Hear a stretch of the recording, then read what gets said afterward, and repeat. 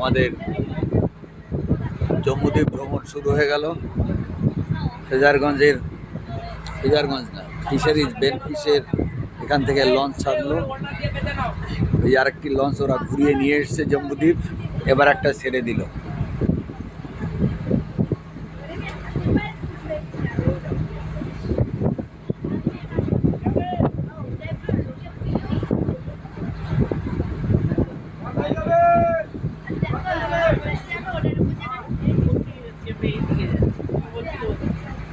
উল্টো বলো, আমি তো এইদিকেই বলেছি। কি বলো সব এইদিকেই তো না না, বলো কিছু, কেমন লাগছে? দিকে যাচ্ছি আমরা ফিশারিজে এসে এখান থেকে লঞ্চে করে ভালোই লাগছে। বসে কাজ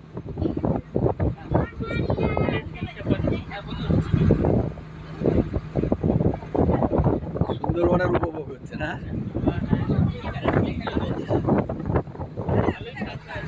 ম্যানগ্রোভের গাছ এখানে, পুরো ম্যানগ্রোভ জঙ্গল।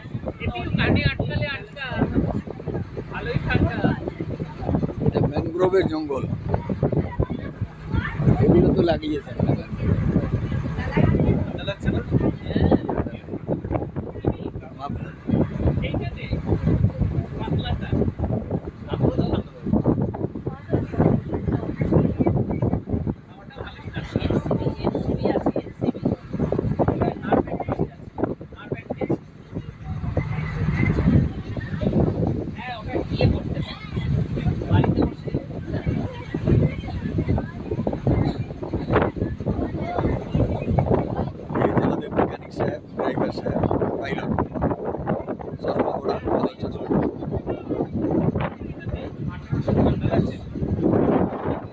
না না, ভালো লাগে, আমার মাফলার আছে।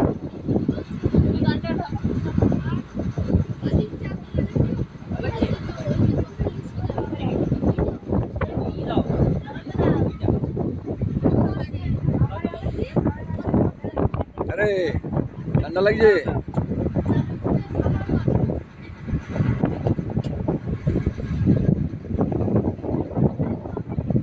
হাওয়ায় উড়ে ফেলে না দেয়।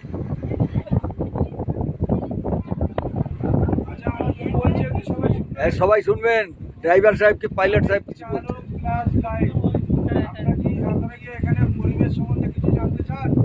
বলুন।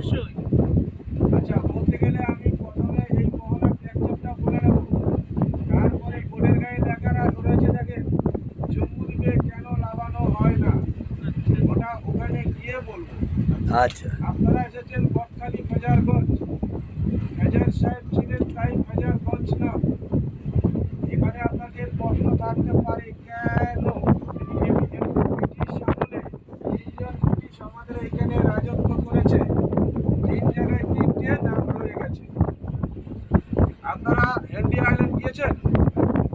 হ্যান্ডি সাহেব ছিলেন তাই হ্যান্ডি আইল্যান্ড নাম, আর ফেজার সাহেব ছিলেন তাই আমাদের গ্রাম পঞ্চায়েতের নাম ফেজারগঞ্জ গ্রাম পঞ্চায়েত। এই খাড়িটার একটা নাম অ্যাড ওয়ার ক্রিক, অ্যাড সাহেব ছিলেন তাই এই খাড়িটার নাম অ্যাড ওয়ার ক্রিক। সাইডে যে দ্বীপটা দেখতে পাচ্ছেন, এই দ্বীপটা কিন্তু আলাদা দ্বীপ, আমরা আমাদের ভাষায় বলি পাতিপুনিয়া দ্বীপ। আপনারা যদি গুগলটে সার্চ করেন তাহলে শুশুনিয়া আইল্যান্ড বলে লেখা রয়েছে। এই যে ম্যানগ্রোভ গাছ দেখতে পাচ্ছেন, কোনো এক প্রকার গাছ নিয়ে ম্যানগ্রোভ গাছ হয় না, যেমন পানি, হেতাল, গরান, কেওড়া, সুন্দরী, কলকাতা ও বক্তা, এই সমস্ত গাছ নিয়ে হয় ম্যানগ্রোভ গাছ। এদের দুটো মূল হয়, এক শ্বেতমূল আর এক হয় শ্বাসমূল। পশ্চিমবাংলার যত বদ্বীপ রয়েছে এই ম্যানগ্রোভ গাছের জন্যই রয়েছে, তার কারণ এদের মাটি আঁকড়ে রাখার ক্ষমতা অনেক বেশি। সামনে যে ছোট ছোট হুগলার ঘর দেখতে পাচ্ছেন, ওই সি বিচটার নাম কার্গিল সি বিচ। আপনি বকখালি সি বিচে নেমে সোজা যদি হাঁটতে হাঁটতে চলে আসেন, একদম এই মোহনার মুখটায় চলে আসতে পারবেন, কিন্তু আপনাদের দ্বারাই আসা সম্ভব নয়, দীর্ঘস্থায়ী পথ 4 কিলোমিটার, তাই টোটো কিংবা অটো বা 4 চাকা নিয়ে যেতে হয়। আর এই সোজা একটা দেখতে পাবেন গঙ্গা মায়ের মন্দির রয়েছে, এই গাছগুলো অচল রয়েছে, গাছটা পেরিয়ে গেলে দেখতে পারবেন। তা এই গঙ্গা মায়ের মন্দির যারা মৎস্যজীবী সমুদ্রে মাছ ধরতে যায় ওনারা এই গঙ্গা মায়ের মন্দিরে পুজো দিয়ে কিংবা ডালা দিয়ে সমুদ্র বহন করে। এবার আপনারা দেখতে থাকেন, যেতে যেতে জম্মু মৌসুমী আইল্যান্ডটা দেখিয়ে দেবো, আর জম্মু দ্বীপে কেন ওঠানামাটা বন্ধ হয়েছে সেটা ওখানে গিয়ে বলবো।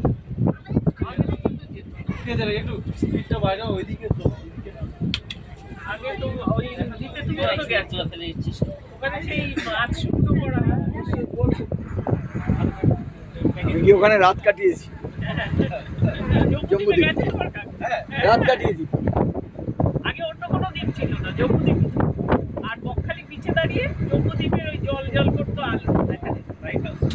লাইট হাউস না, মানে ওখানে যে লোক আছে আর এটা পুরো হারিয়ে যাবে ব্যাগে রেখে দেয়। না, শুধু ওই 3 মাস 4 মাস থাকতো শীতকালে, কি মাছ শুকনো করতো মাছ ধরতো ওখানে ইয়ে করতো। মানে গিয়ে কেউ